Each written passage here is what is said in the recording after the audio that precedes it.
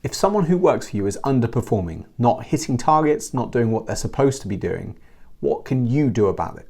Well, the good news is I'm going to tell you what you can do about it to actually affect their performance and actually help them get back to hitting targets and being successful. Most of the things I found when I just went to Google to look for answers to this question were not very actionable, not very insightful, and most of them basically said, put this person on a performance improvement plan. My problem with that is that if you also look up performance improvement plans and look at some of the studies, then up to 80% of performance improvement plans result in termination. They're not really built to turn performance around. They're there to cover the ass of people who have been to HR and want some paperwork to make sure that when they inevitably fire this person, that they've done everything by the book. The idea of a plan to improve performance is great, but there's a difference between a plan and a plan. Managing people can be frustrating at the best of times, but particularly when you're talking about underperformance. The belief that managers have any real control over what people do is a myth. There is no control. You have no control. We're all individuals. No one can make us do anything. Not our partner, our parents, our friends, and certainly not a manager from work who in all likelihood we've only known for 5 minutes. What managers can do, and what great leaders do very well, is they can influence our thinking so that we consider what it is we decide to do. How you influence somebody depends on the situation, so if they are underperforming, you have to ask yourself these 3 questions. Firstly, do you have the right measurement in place? If you judge a fish by its ability to climb a tree, then you will almost certainly think the fish is very useless. The same goes for your people. Are you considering them to be underperforming based on the correct metric? Do they have full control over the thing that you're assessing them against? Is it reasonable? Is it realistic? Is it possible? You need to make sure that you judge their performance against a metric or a measurement that is fully inside their control. It needs to be a measurement that they fully understand is their key performance indicator, and it needs to be something that you truly believe is possible. Secondly, are you assessing it over a reasonable time period? If you ask someone to do something in 2 weeks that would take you 3 months, then is that a reasonable timeline to assess them against as being underperforming? Now, I personally do subscribe to the philosophy that sometimes to get unreasonably good results, you have to set unreasonably hard targets. Giving people a difficult target, a stretch goal in order to help them achieve something greater than they believe they can achieve is one thing, but you still have to assess them as underperforming against a realistic goal that would count as, achievable. Next, are they underperforming or am I? I always look at myself first. Before I look at them and say they're underperforming, I reflect and I say, have I given them the correct guidance, support? Do they have the correct measurements? Have I given them the appropriate level of training? Do they have everything that they need in order to be successful? What more could I have done to facilitate success and help them achieve the goals that we've agreed upon? I always look at my communication, the way that I've approached the situation, and really I have to firstly question whether I've performed to a good level before I even consider their own performance. If you've asked yourself these questions already and you've come to the conclusion that yes, you have created the correct environment, given the right training, all of those good things, the measurements are possible, timely and well communicated and well known, and this person's had a really good chance at being successful, you've given them everything they need, then at that point it's possibly reasonable to conclude that they may well be underperforming. The next question is to understand why they're underperforming. Is this an attitude issue or an ability issue? An attitude issue can be easy to identify. If this person has been in the business for a while and they used to be a performer, then it doesn't mean that they have an ability issue. It means that for some reason they are not currently performing at the level that you expect them to be at. An ability issue is also quite easy to identify.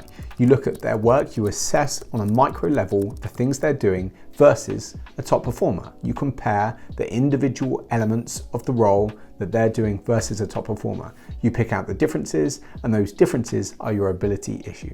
So now you've pretty firmly established that this person is underperforming, and you've worked out whether it's an attitude problem or an ability problem. So what do you do about it now?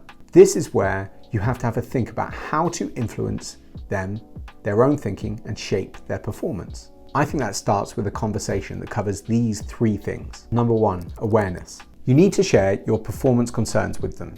You need to have a conversation where you explain that you're worried about their performance. Now, if you've done everything correct up until this point, then this should not come as a surprise to this individual. They should be fully aware already that they're underperforming. You would have had previous conversations with them during their ongoing training and development where it would have been made very clear to them what the level needed to be versus what it was at.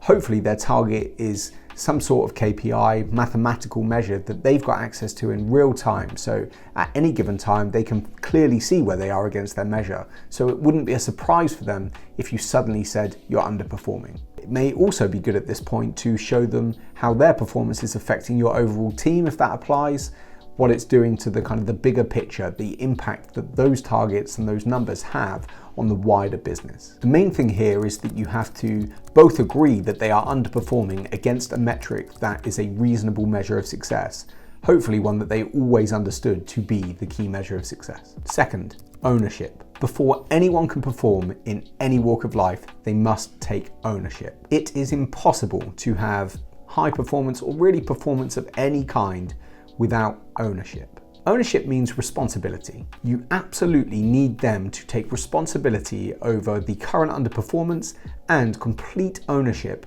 over the journey and the mission and the path of turning that round and getting back to being a good level of performance. If at this stage you've done everything else that I've been talking about, all of the good stuff about targets, communication, controls, measures, if you've done all of those things and this person will not take responsibility, ownership for their own performance, then you have a big problem. Failure to accept responsibility, to think that you are accountable for your own performance, is a very, very difficult thing to deal with, and it's impossible to turn around performance without someone taking the responsibility and the ownership of the situation. And I'm not really talking about them saying they take it in a half-hearted way that sometimes people do in these appraisals and one-to-ones. I'm talking about actually caring about the outcome and believing that they are capable of turning it around. Discuss it, ask for detail, have a conversation, and see if you can arrive at a point where you both understand who's responsible for it going forwards. 3, support. They are responsible. They are owning the turnaround project. You, or your team, depending on your situation, are the coach. You are taking ownership and responsibility for doing everything you can to help this person get back to high performance. The number one thing that I found works really well is spending time together. Spending time with the person in a professional context for sure, coaching, working with them, agreeing a plan of how it is that you're going to support them, but also, if appropriate, have a beer, go out for a walk, do something to spend time with them and help them relax into the problem. Coaching underperformance is hard, but it's the difference between good managers and bad managers, good leaders and bad ones. Anyone can manage a team of high performers. Being able to take underperformers or borderline performers and turn them around and turn them into successful target-hitting individuals, that's the difference between a good manager and a bad manager.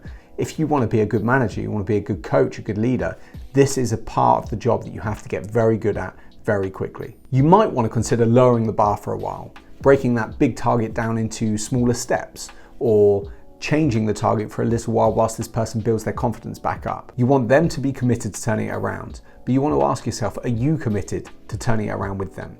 80% of PIPs result in dismissal. My assumption with that, my guess, is that it's because managers aren't anywhere near as passionate about turning around underperformance as they are about getting rid of a bad egg and getting in a new one. If you're committed to turning it around with them, you'll do a lot better than 80%.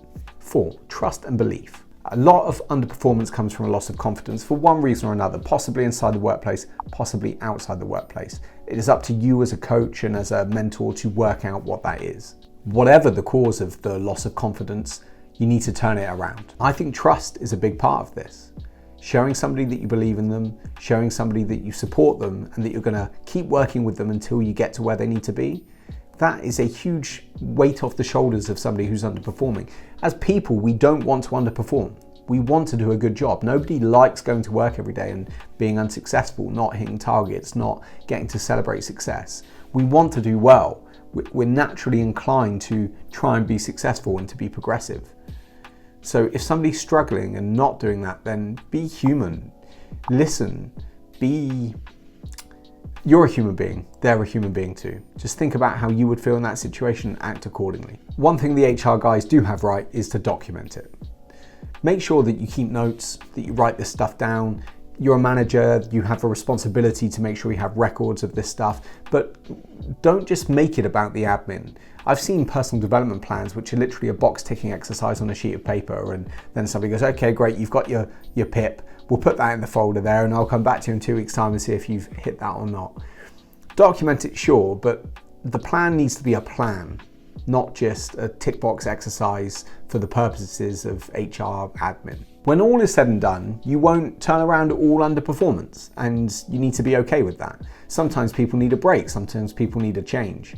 You might find that somebody needs to move to a different department, the role is no longer right for them. You might find that there is an issue in the dynamic of the team that just isn't going to settle, and making a change is best for everybody. But if you do this right, if you think about it, if you commit to it, if you actually spend some of your brain power saying, how can I get this person back to being a top performer, then you will do well. You will turn some people around. And the very best managers, the managers that I would always want to hire and everybody wants to hire, are the ones who can take an underperformer and turn them into a top performer. Good luck. Thanks for watching. I'll see you next time.